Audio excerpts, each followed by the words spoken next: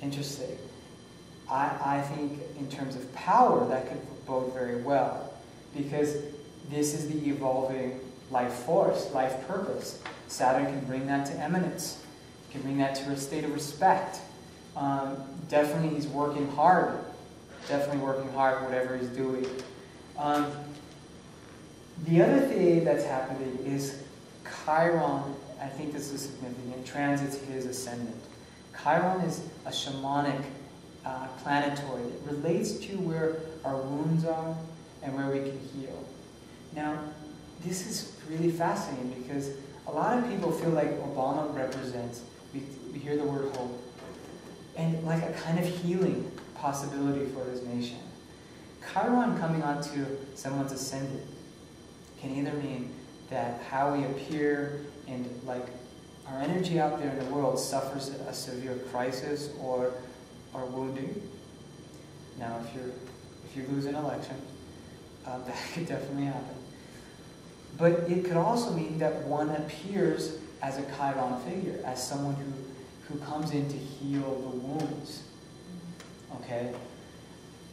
That's going to play in one of these ways. That's 2009? This is in 2009, yeah. And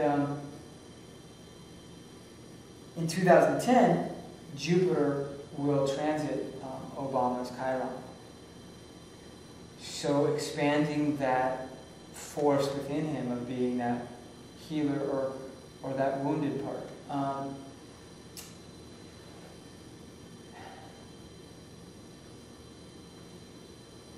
And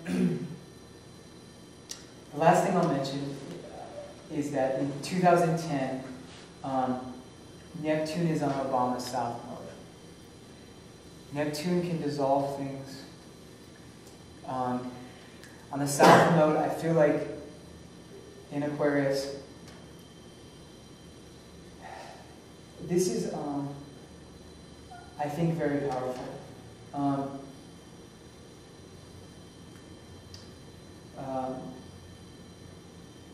I'm looking here at, okay.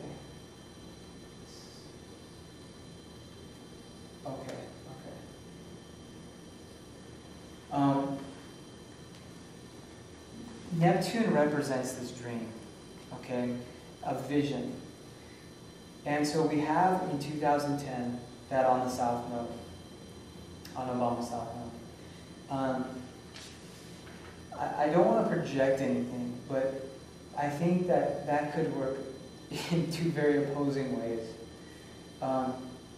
You know, there's many forces here that could look like volatile or life-threatening kind of energies. Chiron on the ascendant. Neptune on south node.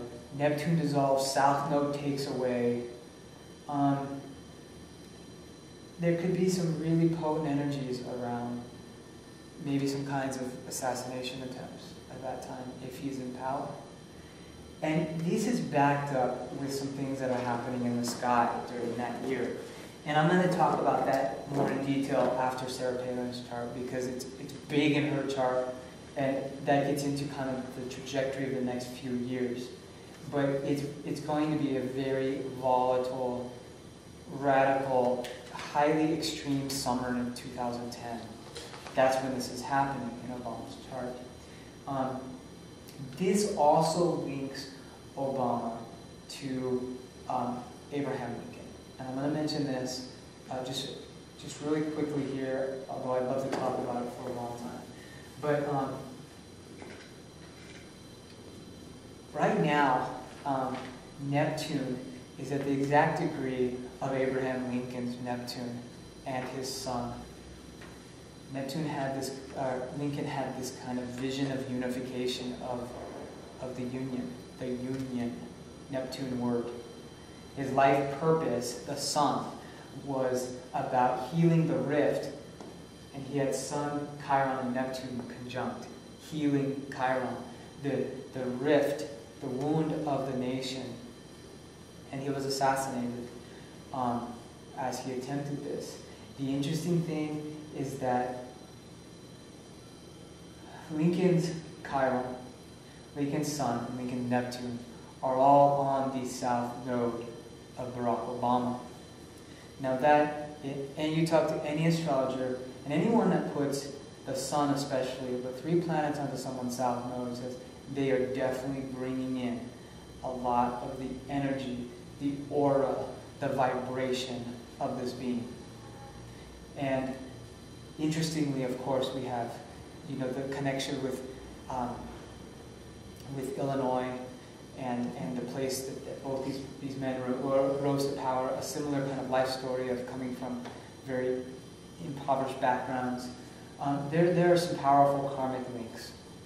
Lincoln, with Abraham Lincoln for Barack Obama. And this sense of hope, of a vision, that's all Neptune kind of words, and something that Lincoln was full of. And this kind of spiritual energy that comes in.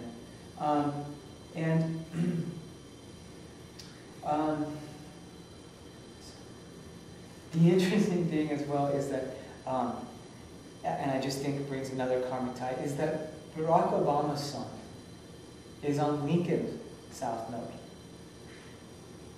I mean, I don't know what's going on, but there's some kind of energy that's coming through there.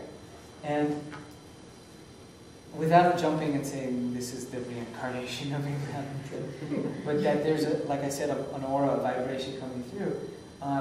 Interesting if this hope of kind of reunifying this very split country would come through an African American who is bringing the vision of Lincoln together and coming from the same place.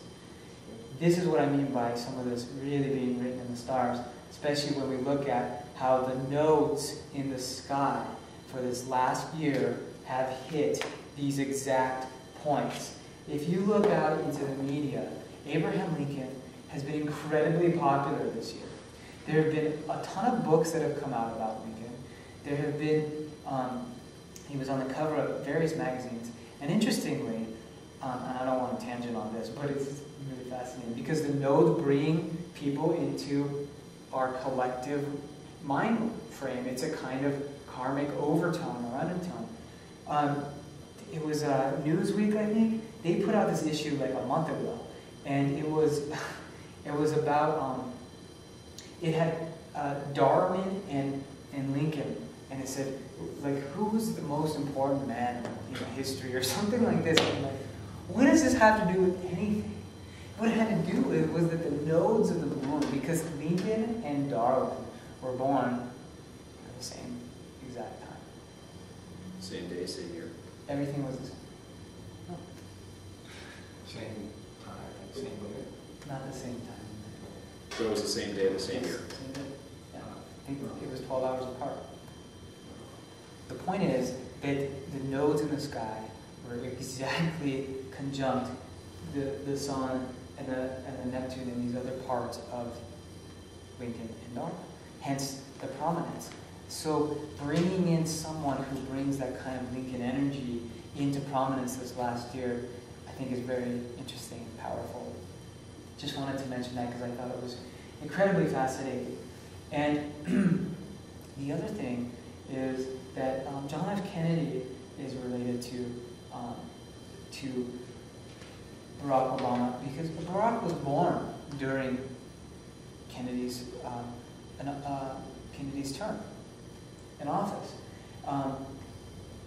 Kennedy was assassinated when the moon was at 29 Scorpio, where the moon is on Inauguration Day.